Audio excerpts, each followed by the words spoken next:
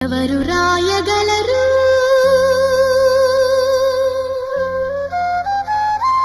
అమ్మాను మాట కన్న కమ్మని కావ్యం? ఎవరు పాడగలరు